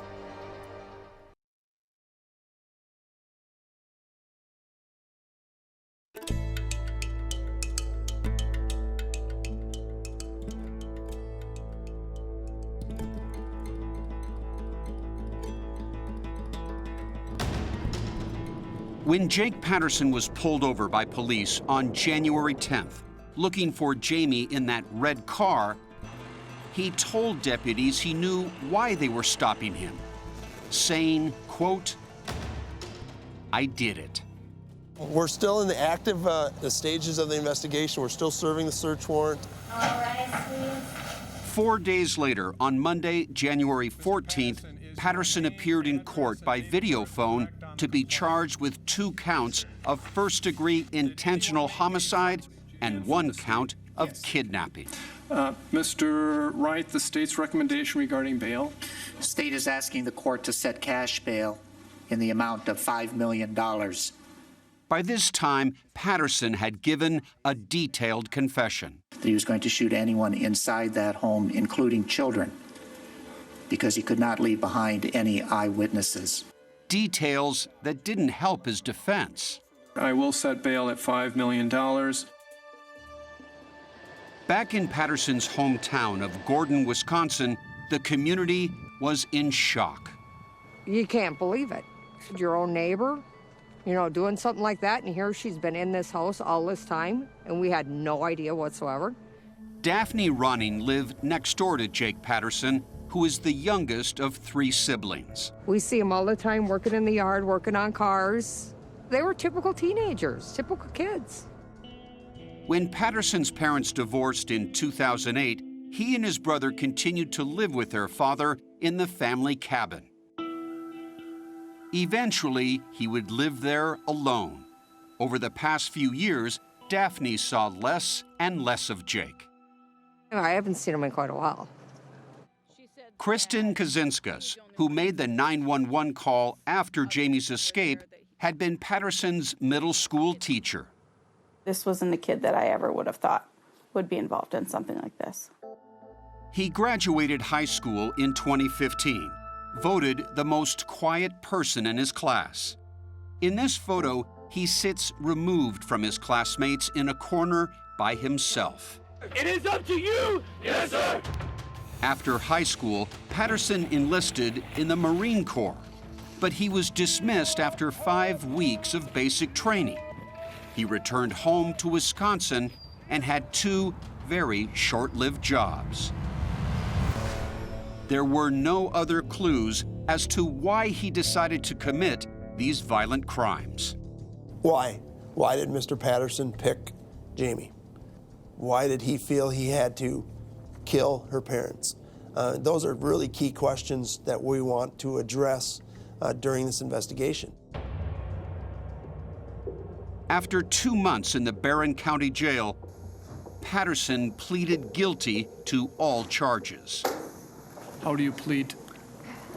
Guilty. Mr. Patterson, do you understand that by pleading guilty, you give up your right to a trial? Yes.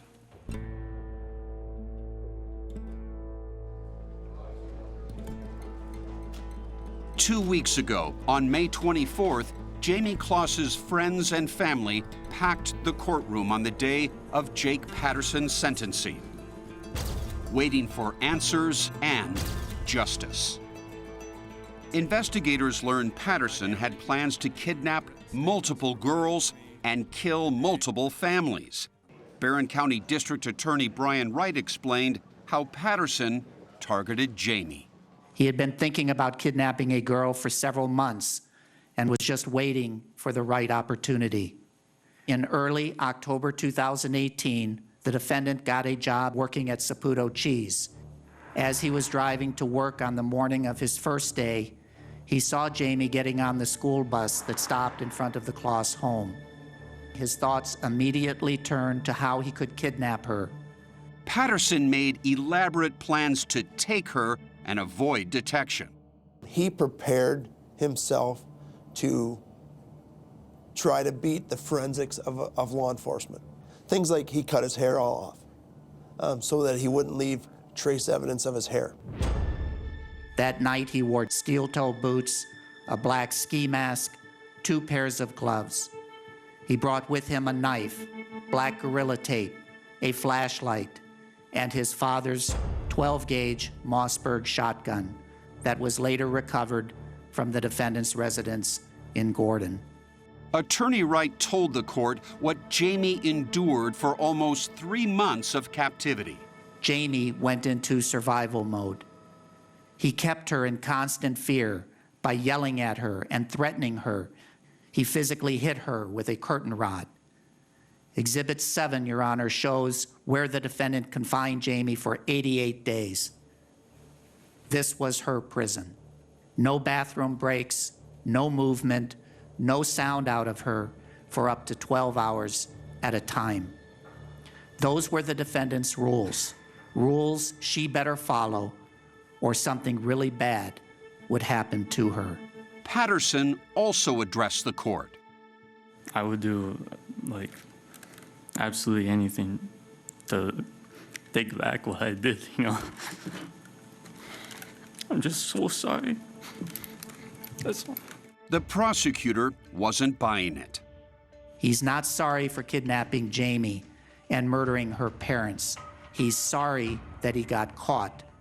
But the most powerful statement came from Jayme herself, read by her court-appointed lawyer, Chris Gramstrup. Judge, this is the statement of Jayme Closs. Okay.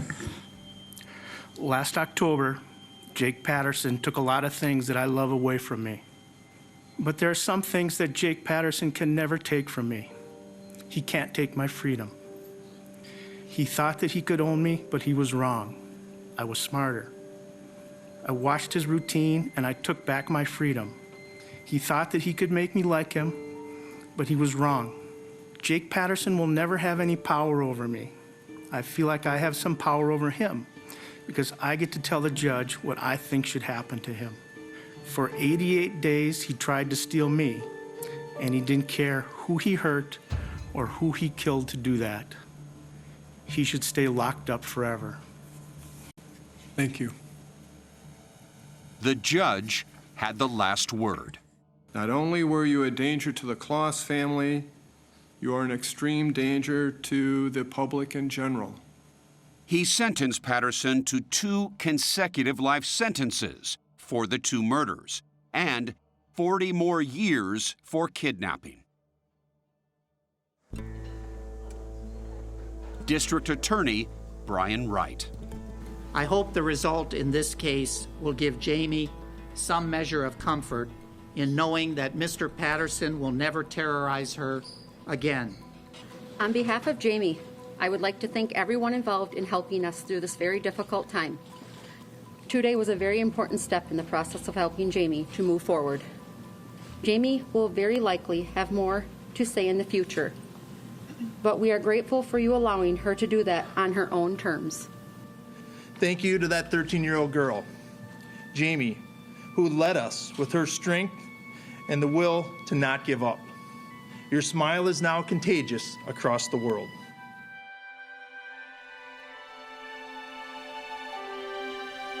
See the evidence photos presented in court at 48hours.com.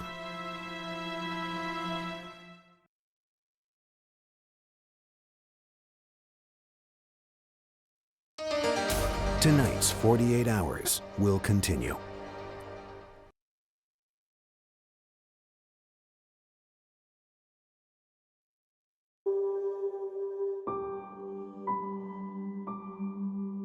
When we were confirmed it was her, my legs started to shake, man. It was awesome.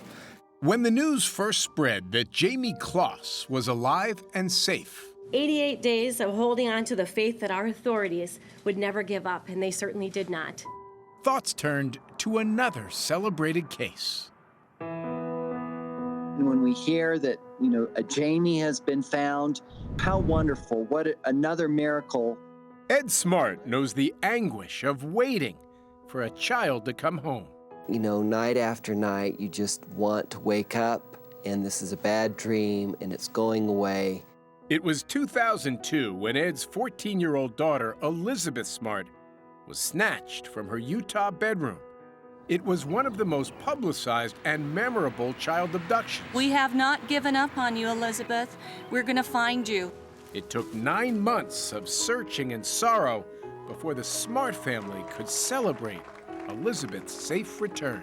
They took me to this room, and when they opened the door and she was there, I couldn't believe it. I just couldn't believe it. Elizabeth had been abducted by this man, Brian David Mitchell, whom the Smarts briefly hired to do work in their home. Mitchell and his wife held Elizabeth captive, hiding and disguised. Mitchell is now serving a life sentence. His wife was released after 15 years. Today, Elizabeth Smart is 31. She has 3 children, is a network news commentator, and has authored 2 books. These stories are indelible, and while rare, still too frequent for those involved. There was the case of John Paul Getty III, the grandson of oil tycoon J. Paul Getty, who was kidnapped in 1973 at the age of 16. The story was told in the movie All the Money in the World. If I start paying ransoms, I'll have 14 kidnapped grandchildren. Held by the mafia in Italy, his ear was chopped off. Eventually, a ransom was paid, and he was released 5 months later. Mom, Dad, I'm okay. I just hope that you'll do what they say, Dad, and just do it quickly. In 1974, 19-year-old newspaper heir Patty Hearst was kidnapped by the California radical terrorist group, the Symbionese Liberation Army. I have chosen to stay and fight.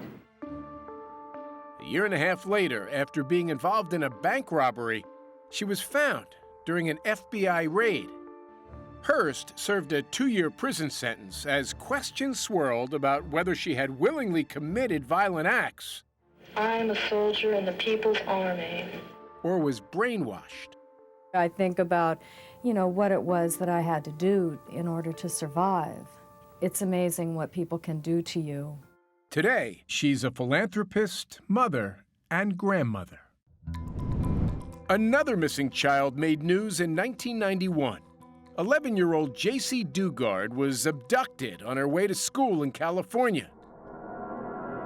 She was hidden for nearly 2 decades by a couple, Philip and Nancy Garrido. Philip Garrido was a registered sex offender. J.C. lived behind a series of fences and tents, even giving birth to 2 children fathered by her abductor in this ramshackle backyard compound. Dugard was found when she was 29, when a campus police officer noticed Garrido acting strangely. She now heads a foundation for families in trauma. When Jayme Closs escaped, J.C. sent her a message, writing, "The road ahead will have many ups and downs. Allow yourself to grieve and move forward." October 6, 2002 was a Sunday. It was about 1 o'clock in the afternoon. Sean was bored and asked if he could go out to play. He wanted to ride his bike to his friend's house, something that we had let him do, hundreds, maybe thousands of times before. To me, he was just my sweet little boy. The parents of Sean Hornbeck also know the pain of waiting after a child goes missing. Sean was 11 when he vanished in Missouri in 2002. It would take 4.5 years before Sean's parents learned what happened. I didn't really know it was behind me. Next thing you know, I was in the ditch. That's when he picked me up, tied my hands behind my back, and put me in the truck. He had the gun. He had the power. A random stranger, a child predator named Mike Devlin, abducted Sean. The thing that sticks out the most is he said, "You were just in the wrong place at the wrong time." Sean's nightmare came to an end when Devlin kidnapped another boy, this time from a school bus stop. A witness helped law enforcement track down the vehicle Devlin drove, which led them to find both boys at Devlin's apartment. And then, the parents who didn't know if they'd ever see their son again laid eyes on Sean. And that was just the most wonderful feeling that you could have. And then it was like the waterworks were just on. There was no off button on it. It's like a water main broke. Since then, Sean has mostly stayed out of the spotlight. He was last reported to be working in a factory with hopes of obtaining a college degree in criminal law. Of course, it's too soon to know how Jayme Closs will now move on. Unlike these other cases, her parents weren't there to welcome her home. I think it's going to be hard not having her parents there, but making the connections she can and finding the love and support from the community. And the town of Barron has been giving Jayme exactly that.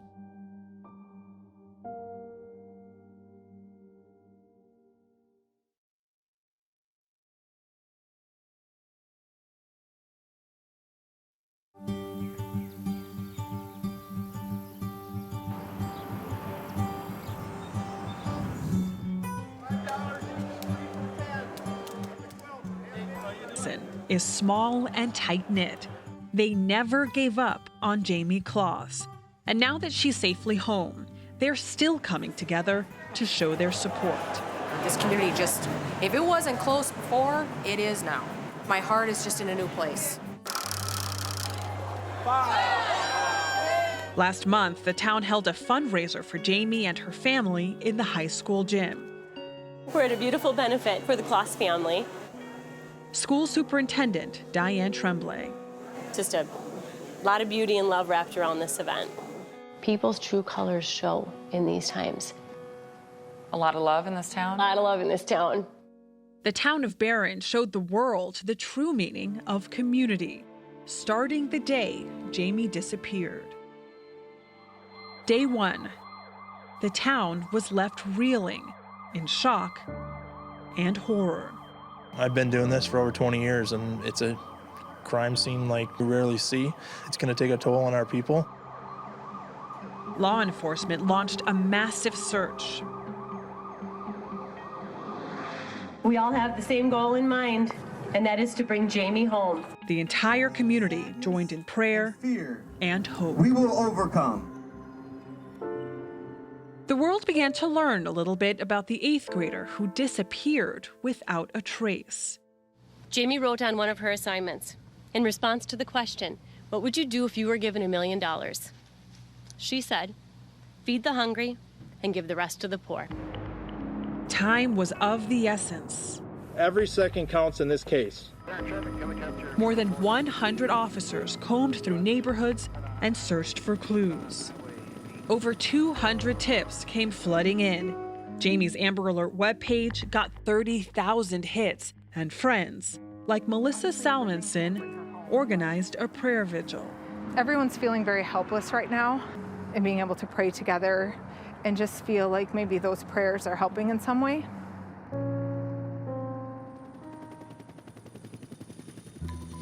Four days in, the sheriff asked for 100 volunteers to search the area.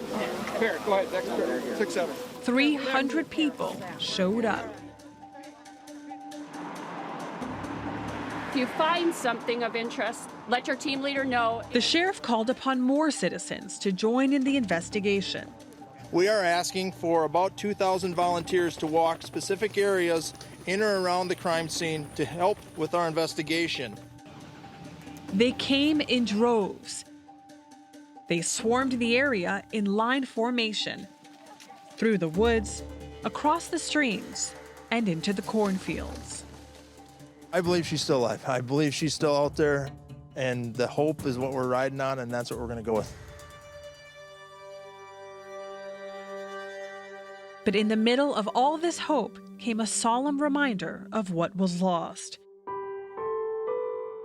2 people who were deeply loved, Jim and Denise, Jayme's parents. Why? They're normal people. They go to work, they go home.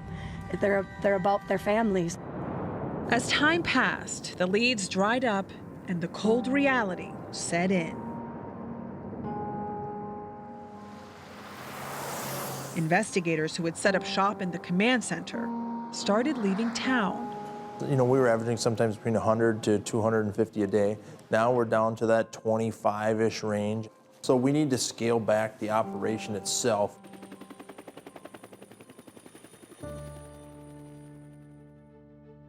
Life, for the most part, went back to normal. But the people of Barron never forgot Jayme Closs. On day 77, people of all ages and walks of life called upon the spirit of Christmas to bring Jayme home. The support's been overwhelming. Jayme's uncle, Mike Closs, addressed the crowd. Our families, like you, we just want Jayme home. That wish came true.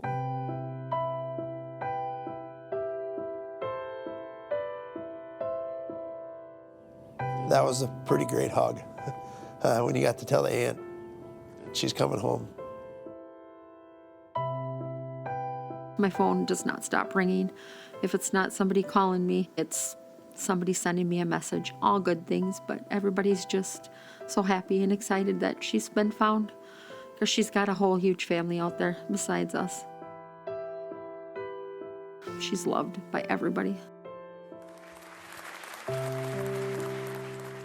What's your message, the best thing that we can all do to help Jayme, to help this family at this time? Keep her in your prayers, because she's got a long road. You know, she's got a lot of stuff to deal with. Patience, love, and keeping her, making sure she's feeling safe. Yeah, and kindness. Just be kind. Don't be nosy.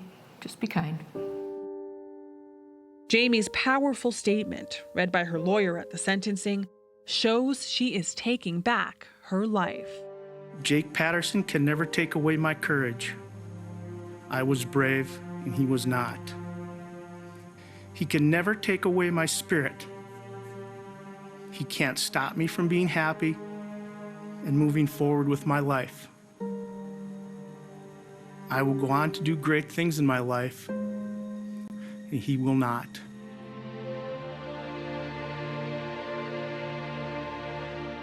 Friends say Jayme is doing very well since coming home. She is seeing family and friends and has started therapy.